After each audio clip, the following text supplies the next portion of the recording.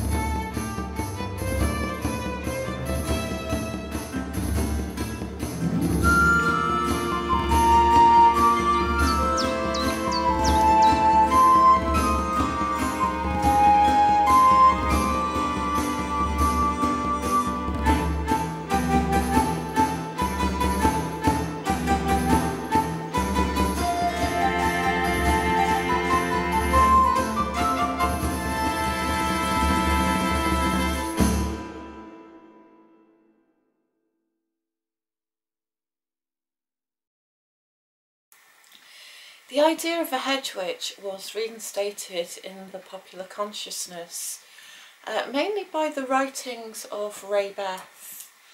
Her hedge witch books are very good. I would totally recommend them. And as far as I know, correct me if I'm wrong, she was the first person to have brought up the traditional hedge witch for quite a long time. She spoke of a hedge witch as a hedge rider, a hedge strider, somebody who rode the hedge between the mundane world and the other world.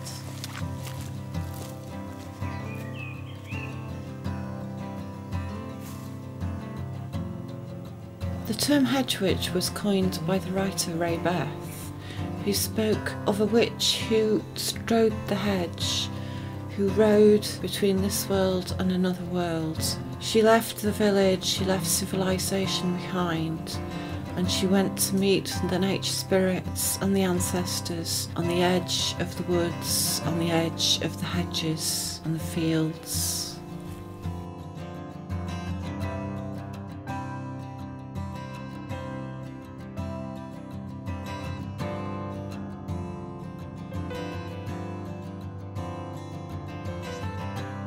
She had taken the term from the Anglo-Saxon hagissa or hagtessa, which meant hedge rider, and was an ancient name for a witch. And this appeals quite a lot in popular consciousness at the moment to the idea of the shamanic journey. And many people are trying to understand our European place in shamanism and our traditional heritage under this label of shamanic practitioners. The hedge witch knew the spirits of the land. She knew that each place had a different spirit, a different guardian that watched over it, a diva to each tree, a water spirit in each puddle. We may not have had shamanic practitioners as such in our culture, but we definitely had people who would transcend their consciousness. And as we understood, the old witches would ride a broom and take hallucinogenic plants and travel to other places where they would meet in sabbats and meet with spirit beings. So I don't like to call it shamanism. It will stoke up a whole lot of fury amongst some people. And I don't see that it's necessary to call it shamanism, as it muddies the waters between something that is an Eastern philosophy and our own cultural heritage in the West. But the idea of the hedge witch was a practitioner who stood on the boundary, who stepped between worlds, between the civilised world and the world of nature and the world of nature spirits. Clarissa Pinkola Estes put it very well when she spoke of Cinderella, and of how Cinderella returned to the world with 1 foot naked and with 1 foot shod. The idea being that 1 foot was still in the wild, untamed world of nature and of spirit, and 1 foot was still shod in the world of society and the community around her. Now, Raebeth took this term, hedge rider, from the old Anglo-Saxon, which was a hagtessa, and it's also known as a hagcaesar, and in German it is a hexe, and in Dutch a hack, and all these terms actually mean hedge, but we have these terms come down to us from origins we've forgotten, in the words that we use for an old woman, which is a hag or a witch, and also for hexing being a practice of magic practiced by a witch. So these old terms actually all meant hedge, but it also had the connotation of an old wise woman. Now, a hedge also referred to a layman practitioner of a skill, such as a hedge lawyer. And this comes from, I think, medieval times, when people who were practicing their trade informally would gather under a hedge, and that's where you could go and find them and seek their advice. So they were sort of laymen practitioners who were available to the common people. So in this way you can understand a hedge witch as also being a layman practitioner who makes her arts and skills available to the common person. And with this connotation there's also the lack of heirs, there's the lack of needing credentials or needing certificates of prowess, and belonging to organisations with very refined status, and just being a simple practitioner, a common practitioner, and a layman, really. So this may also be where we get the term hedge witch from. This was suggested to me by somebody on a Facebook group. And I think it's worth mentioning that this was quite a common practice. I tried to film this under a hedge, I really did. But not only were there sound problems with the wind, but it was very difficult to go out into the countryside at the time, at these times, and actually be left alone, because everybody and their dog and their auntie are out for a walk every day of the week at the moment. And that's quite odd, because a hedge witch is somebody, I believe, who likes to get away from the prying eyes of society and from the world at large, and go off into the countryside, into the quiet, into the solitary beauty of nature, to absorb spirit and to work with spirit and to work with magic. So I'm filming this here by my hearth, which is struggling a little, but it's quite warm. I think that it showed to me that a hedge witch cannot work in the glaring eye of publicity, in the glaring eye of people who don't understand. And so this is also the idea of passing through the hedge from one world to another, from one state of consciousness to another, and away from the hubbub of society.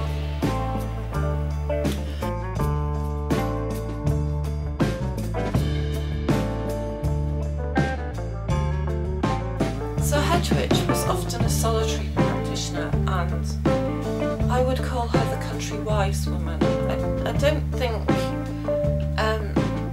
don't like labelling things too categorising and boxing things up does not really do anything but separate us. A hedge witch is a green witch, is a herb witch, is a weather witch, is a plant witch, is a kitchen witch. They're all slightly different ways of saying the same thing.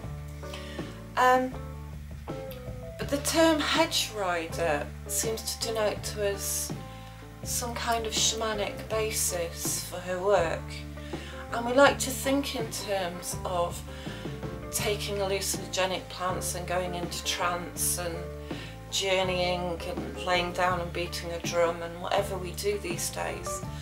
But I think that takes us away from the true pastime of the hedge witch, which was to journey in consciousness in a very natural way.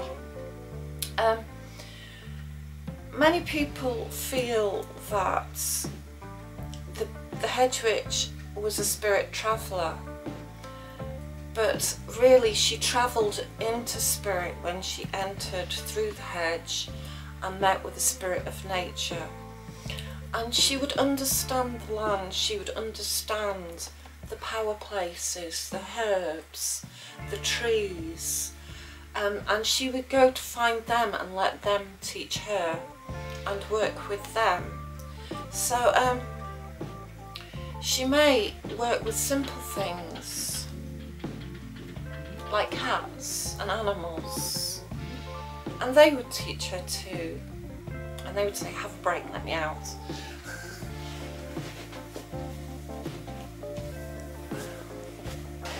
And as we're on the subject of animals, she would see herself very much on the same level as the whole world, in a way that Christianity tends to put humans above the animal world.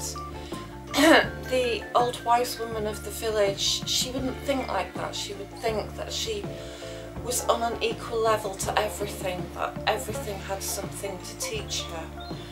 And she could learn from the fox, she could learn from the raven, and she would go out and watch these animals and watch for signs and symbols, and this was spirit travelling too. Maybe she would see a bird and it would have some significance. Maybe she would see a plant and know that that was some answer to some question that she had about healing. She might see the blackthorn and utilise the power of that plant that had long thin stakes to use as a hex or to banish some kind of pain or blight. And this is the way she learnt from nature how to do magic. Ray Beth talks about using snail shells, using stones, using, you know, things that aren't elaborate, that you didn't have to mail order because it's dragon's blood, eye of newt, you know, things that are readily available in the land around her, and being very much in balance with the land in that way.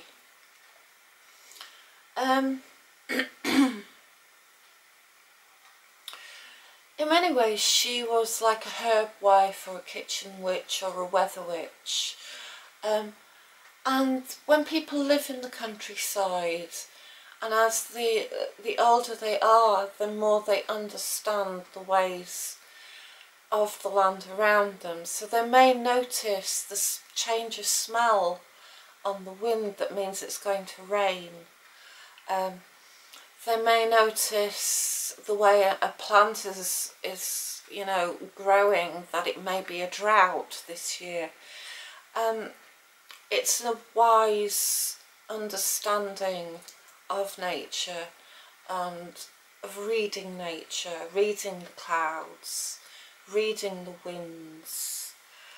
And it's like she knew it in her bones, and this is her way of spirit travelling. It's listening. It's listening to all the little signs and all the little clues, even if it's a bird song. not necessarily taking a plant and riding a broom to a sabbat, but just listening to the genius loci, the spirit of place, listening to the ghosts of those who had been, perhaps listening to the ghosts of those who had lived in the home before her. And in the old days that would have been her own family, and that would have been her own ancestors, and these would teach her too. And I've been in houses where I've met, it has to be an old stone built, stone carries energy much more, stone built cottages, and if they've got an old cast iron stove in them, that really focuses the spirit. And it's more than a house spirit, it's not somebody who just lived there, it is the spirit of the home itself, or the spirit of the old goddess herself. And she's the cook, she sits by the fire and she tends the cauldron. And this is the teacher, this is who teaches the Hedgewitch her magic. And that's my own personal opinion, through having met this spirit on the very first steps of my journey. I was taught by her, and I called her Bridget before I even knew about the goddess Bridget, who was the goddess of the cauldron. And I wrote a story about her, and I named her in this character the goddess Bridget. And the story was about being lost in the world and finding it difficult to move from childhood to adulthood for fear of losing the magic. And if you understand that, then you'll understand why she came forth as a teacher. So these kind of intuitive psychic powers, they aren't supernatural, they're extremely natural, and they belong to everybody. But as I say, you have to move away from the glare of society, the busy, bright lights of the city or of the town. And that's why very often you find the witch living on the edge of the village and the quiet countryside, or moving to where the boundary is, the physical representation of that boundary being the hedge. And often if you can find a real hedge and you can find a gap in the hedge, you can move through that and work that with your own consciousness to go and meet the spirit of the land.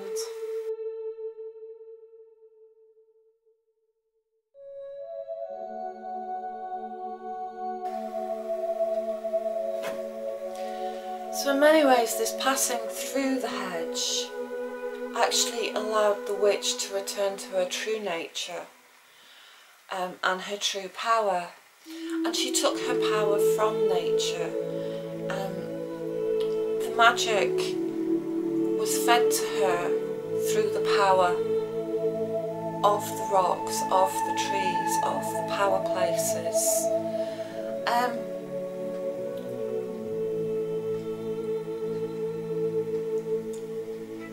And above all, I've got a wild one here.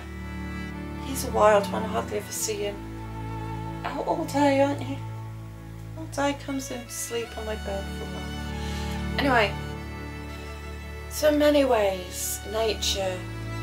I've got a catch in my foot. Get off. So in many ways, nature is magical to the wild witch. Off my feet.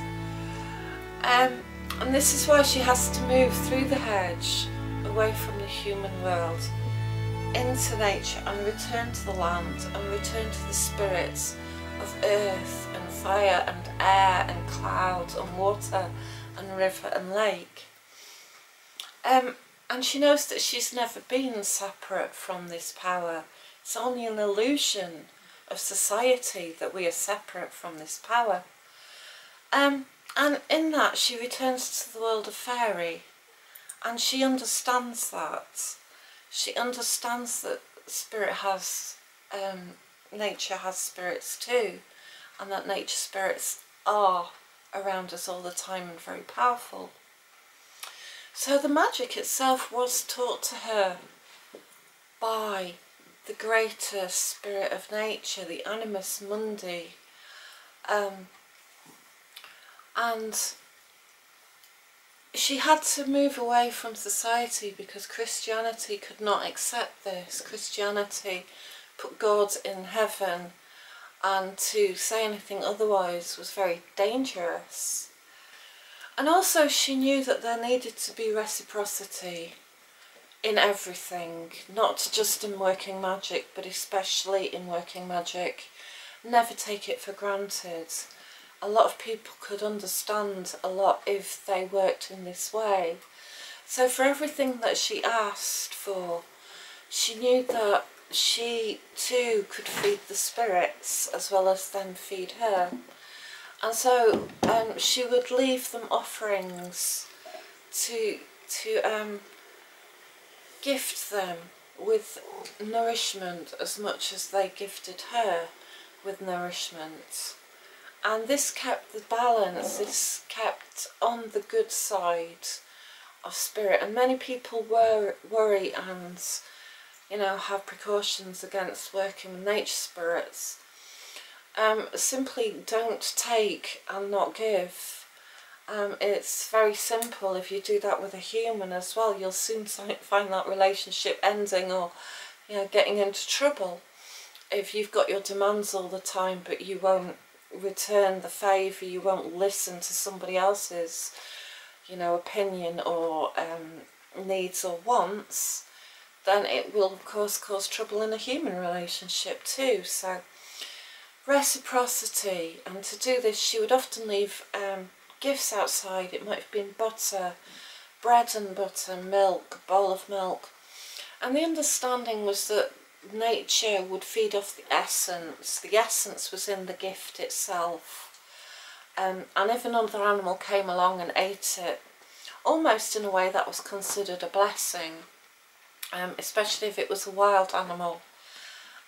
So in many ways the Hedgewitch worked as a healer, and to heal the whole.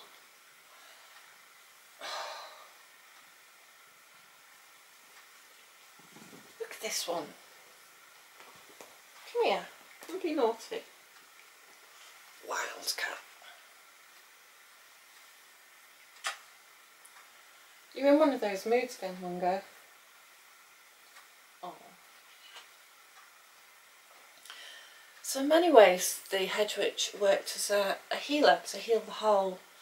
And when she went out into nature, excuse me, I'm covered in cat hair,